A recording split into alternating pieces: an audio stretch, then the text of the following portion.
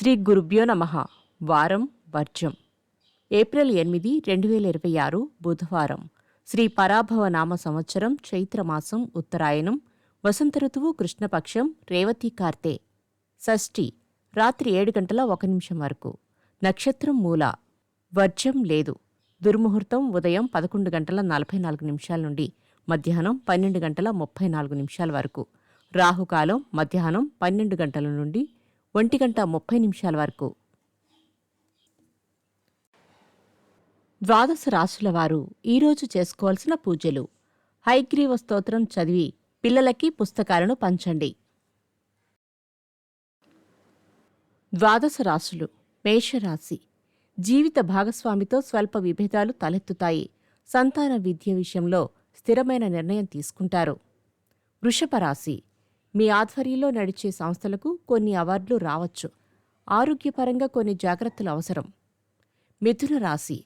వృత్తి ఉద్యోగాల పరంగా మీ వ్యక్తిగత రహస్య సమాచారం ఇతరులకు చేరుతుంది.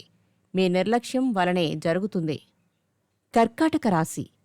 మీ వైరి వర్గానికి కొమ్ము కాస్తున్న వారు బలహీనపడడం మీకు అయాచిత వరంగా మారుతుంది. వాహన సౌఖ్యం. సింహరాశి. ఆర్థిక పురోభివృద్ధి, పొదుపు మొదలగు అంశాల నామమాత్రంగా ఉంటాయి. నూతన విద్యావకాశాలు కలవు. కన్యారాశి. మహోన్నతమైన పనులు సాధించుకోవడానికి ముఖ్య వ్యక్తుల సహకారం అవసరం లేదని నిరూపిస్తారు. తులారాశి. అప్రయత్నంగా పనులు చేస్తారు. ఇంటిలో శుభకార్యాలు నిర్వహిస్తారు. ఆర్థిక పరిస్థితి మెరుగుపడుతుంది. వస్త్రలాభం. వృశ్చిక రాశి. స్థిరాస్తి తగాదాలు తీరి నూతన ఒప్పందాలు కుదురుతాయి. కొత్త పెట్టుబడులకు తగిన సాయం అందుతుంది. ధనస్సు రాశి. పరిశ్రమలు, వ్యాపారాలలో ఎదురైన ఆటంకాలు తొలగుతాయి.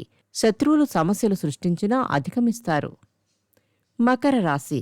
కాంట్రాక్టులు లభిస్తాయి. విదేశాల నుండి అరుదైన ఆహ్వానాలు అందుకుంటారు. రుణాలు తీరుస్తారు.